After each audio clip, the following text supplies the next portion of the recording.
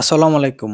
গরুর খামারের সমস্যাগুলোর মধ্যে সবচেয়ে বড় একটা সমস্যা হলো মশা-মাছি। এই মশা-মাছির কারণে খামারের গরুগুলা ঠিকমতো গ্রোথ হয় না আরকি, অনেক ধরনের সমস্যা হয়।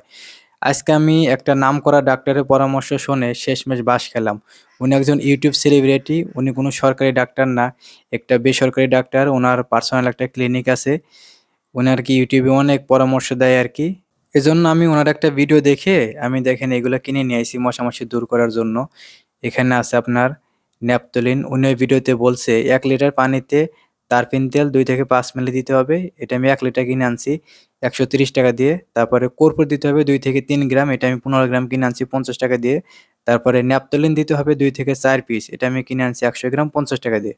আমি তো 100% সিউর ছিলাম এটা 100% কাজ করবে।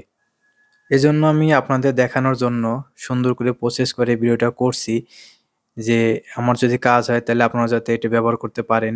কারণ এই মশা-মাছি দূর করার জন্য তো আসলে যে ফিনিশ তেল পাওয়া যায় ওইটার তো আসলে অনেক দাম। ১ লিটারে ৳১২০ নেয়। তারপরে আপনার রাত্রেবেলা কয়েল দিতে হয়। আর এটা যদি দিতে হয় এটাতে আপনার খুব কম খরচ পড়ে। ওই কারণে আমি ভাবলাম যে যদি এটা কাজ করে তাহলে তো ভালো হবে। আমার উপকার হলে আপনারা ব্যবহার করতে পারবেন। কিন্তু শেষমেশ আসলে পুরাই হতাশ। আপনারা দেখেন যে আমি শেষে গরুর ঘরে নিয়ে গেছি।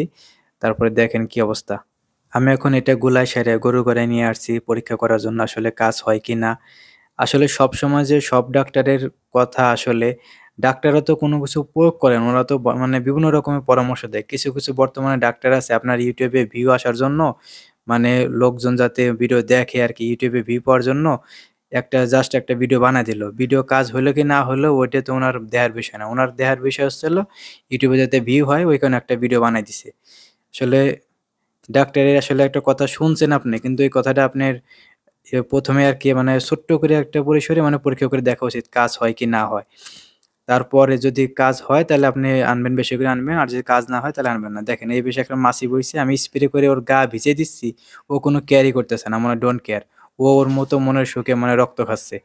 ওইজন্য আমি তো পুরাই হতাশ। আমি আসলে অনেক 100% সিউর ছিলাম যে যেহেতু উনি এত বড় একটা অনেক পরামর্শ দেয় তাহলে কাজ করবে। কিন্তু শেষমেশ কাজ করে নাই।